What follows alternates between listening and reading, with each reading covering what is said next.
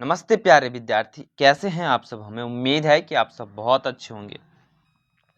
आप सबकी पढ़ाई लिखाई भी बहुत अच्छे से चल रही होगी। प्यारे विद्यार्थी, आज फिर से हम सभी मैथ्स यानी कि गणित के मोस्ट वीवीआई वायरल प्रश्न करने वाले हैं, जो कि आपको आपके एग्जाम में 18 फरवरी के, चाहे प्रथम पाली हो या द्वितीय पाली, यहाँ से प्रश्न आपको देखने को मिलेगा। ये सभी प्रश्न इतने वीवीआई हैं कि यहाँ से यदि आप रोज डेली का क्लास करेंगे तो आप 10 से जो 15 दिन बचा है उसमें आप 20 से 25 नंबर अपना स्कोर बढ़ जाएगा। ठीक है, तो शुरुआत करते हैं हम पहले प्रश्न से। पहला प्रश्न है कि यदि किसी त्रिभुज एबीसी में एंगल ए बराबर 90 डिग्री, ठीक है, त्रिभुज एबीसी में ए एंगल जो है वो 90 डिग्री है, बीसी बराबर 13 सेंटीमीटर, ए बी बराबर 12 सेंटीमीटर, तो AC का मान ज्ञात करें। सबसे पहले हम क्या करेंगे कि ABC एक त्रिभुज खींचेंगे जिसमें हमें कोण A को 90 डिग्री बनाना है। कोण A को क्या बनाएंगे? 90 डिग्री। तो हमने ये एक त्रिभुज खींचा और ये ABC खींच लिया और ये कोण A हो गया 90 डिग्री। कोण A कितना हो गया? तो 90 डिग्री। उसके बाद दे रखा है BC बराबर 13 सेंटीमीटर। BC बराबर 13 सेंटीमीटर, ये हो जाएगा BC 13 सेंटीमीटर, और AB बराबर 12 सेंटीमीटर। AB बराबर 12 सेंटीमीटर। अब यहां से आपके एक दिमाग में एक तरीका आ रहा होगा कि पाइथागोरस प्रमेय। पाइथागोरस प्रमेय हम किस में लगाते हैं? समकोण त्रिभुज में, और समकोण त्रिभुज में एक कोण 90 डिग्री होता है। तो ये भी समकोण त्रिभुज है और इसमें हम पाइथागोरस प्रमेय लगाएंगे।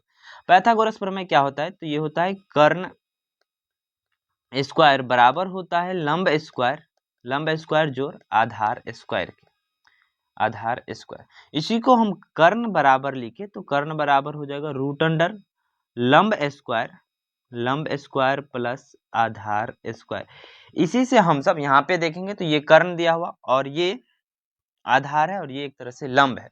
तो हम यहाँ लंब निकालना है तो लंब बराबर होता है लंब बराबर रूट अंडर कर्ण स्क्वायर माइनस आधार स्क्वायर, कर्ण स्क्वायर माइनस आधार स्क्वायर।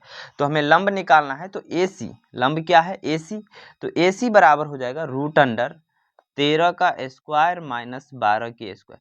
13 का स्क्वायर होता है 169, आप सभी को याद होगा, माइनस 12 का स्क्वायर 144।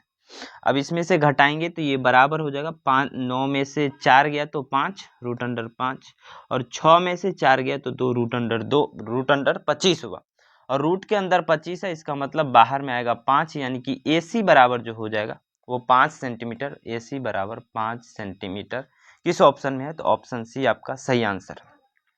ये प्रश्न आप देखो 2018 में पूछा गया, 19 में पूछा गया, 2025 में पूछा गया, और अब बारी है कि 2026 में भी पूछा ही जाएगा। ठीक है, अगले प्रश्न की ओर बढ़ते हैं।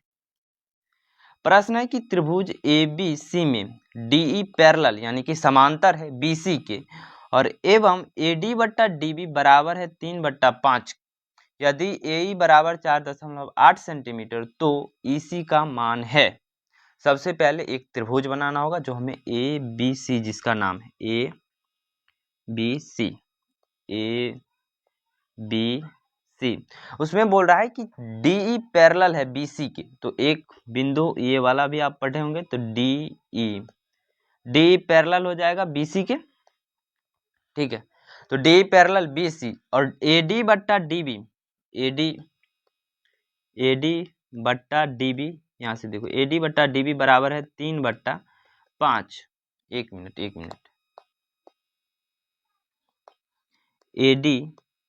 AD बट्टा DB बराबर है 3/5 के। तो AD बराबर क्या हो जाएगा? AD बराबर हम लिख सकते हैं 3x, ये x है 3x, और DB बराबर 5x, 3x और 5x। तो AD बराबर यहाँ से 3x और यहाँ से 5x।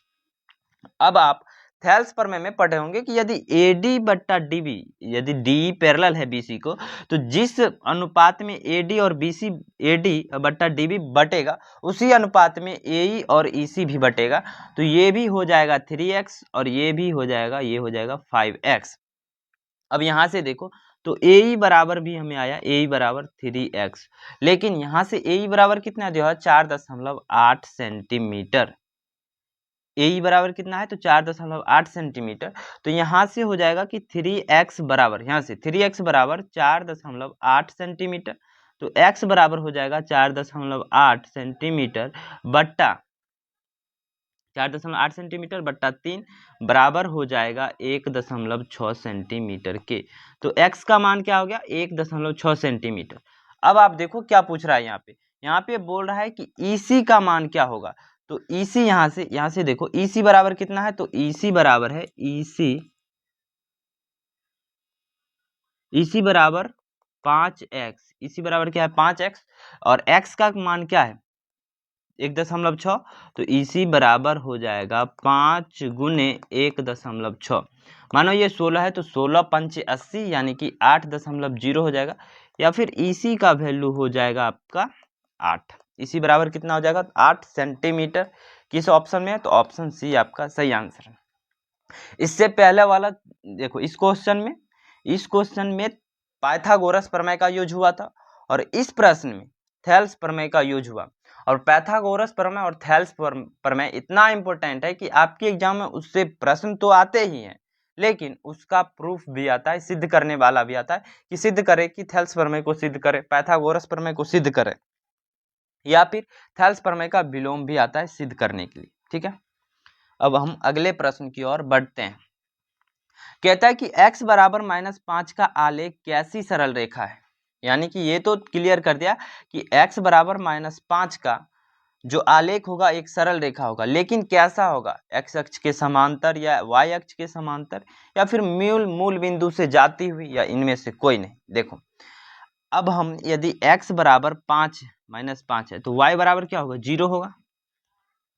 और आप एक ग्राफ खींचना, ये आलेख जानते होंगे, यहाँ पे क्या होगा, यहाँ पे होता है x और ये हो जाता है x डैश, और ऊपर में होता है y और ये हो जाता है y डैश होगा, और y की जगह पे y डैश जिसमें है माइनस में होगा, -1 -2 -3। ठीक है, x डैश है इधर तो -1 मानो, ये यहाँ पे 0 होगा, 1 -2 इस प्रकार से यहाँ से होगा 1 2 3, 1 2 3 मानो।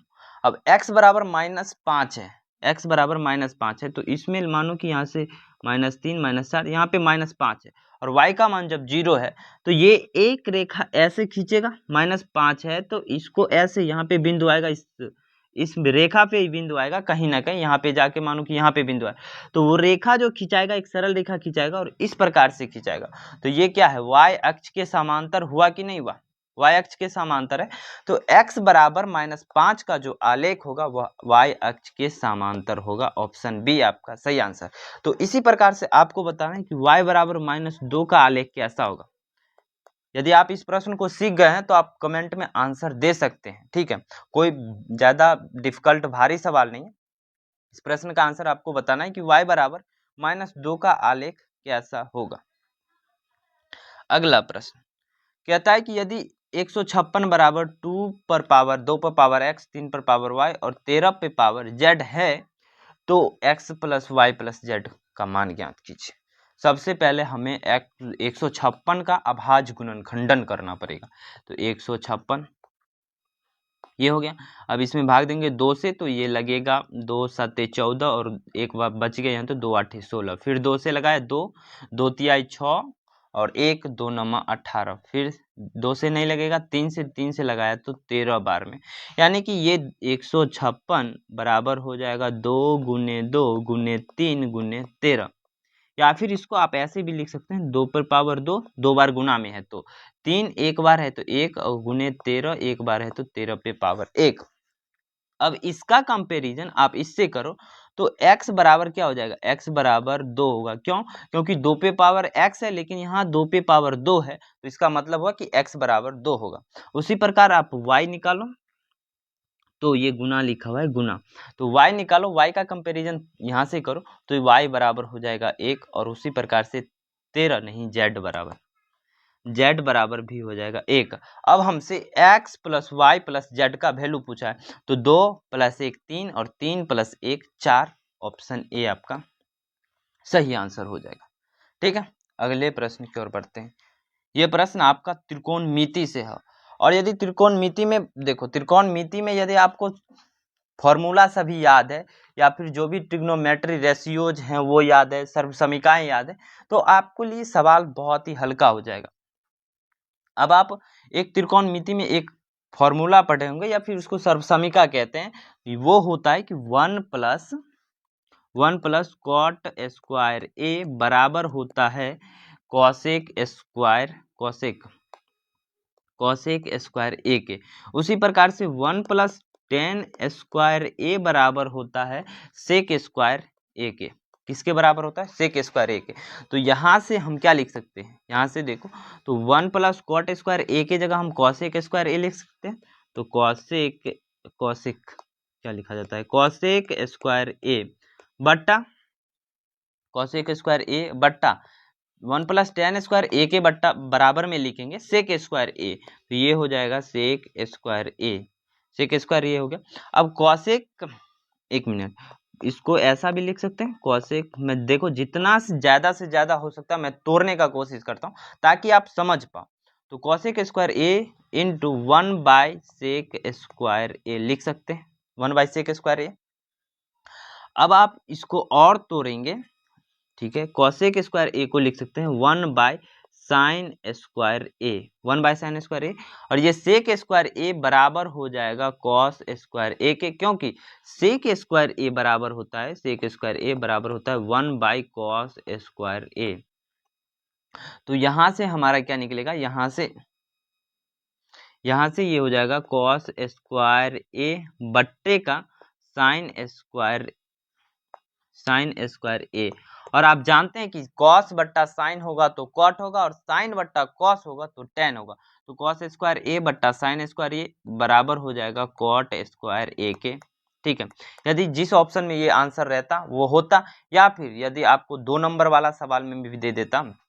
ये ऑब्जेक्टिव में तो आता ही आता है, लेकिन 2 नंबरिया सवाल जो कि लघुत्तरीय सवाल होता है उसमें भी आपको पूछा जाता है। एक और प्रश्न है इसी प्रकार से, ये तो ज्यादातर वो क्या कहते हैं ऑब्जेक्टिव में ही पूछा जाता है। और आप पढ़े होंगे कि साइन, ये पढ़े होंगे ना, साइन 90 माइनस थीटा बराबर होता है कॉस थीटा के। उसी से यहाँ लिख सकते हैं कि साइन 18 डिग्री को हम लिख सकते हैं कॉस 72 डिग्री बट्टा फिर से ये भी 72 डिग्री लिखा हुआ है, ठीक है, बट्टा फिर से हो जाएगा कॉस 72 डिग्री। ऊपर नीचे सेम है, ऊपर भी कॉस 72 डिग्री नीचे भी कॉस 72 डिग्री, तो बराबर हो जाएगा 1। ये भी ऑप्शन नहीं दिया हुआ था तो कोई बात नहीं, ठीक है। तो आज का क्लास यहीं पे ख़त्म करते हैं। यदि आपने यहाँ तक क्लास किया तो उसके लिए बहुत बहुत धन्यवाद। फिर से हम सभी मिलेंगे अगले क्लास में। अगले क्लास के लिए आप तैयार रहना, और ये क्लास ऐसे ही आपके एग्जाम तक चलती रहेगा। बस एक बार चैनल को सब्सक्राइब करके वीडियो को लाइक कर लेना। और हम यहाँ पे जो मैंने प्रश्न पूछा है कि y बराबर -2 का आलेख क्या होगा, इसका भी आंसर आपको कमेंट में करना है। इसी में से कोई आंसर है, बस आपको ऑप्शन टाइप कर देना है कि ए होगा कि बी होगा कि सी होगा या डी होगा। ऑप्शन टाइप कर देना, मैं उन सभी को लाइक करूँगा और दिल भेजूंगा उन्हें, ठीक है। मिलते हैं अगले क्लास में, तब तक के लिए आप अपना ख्याल रखना।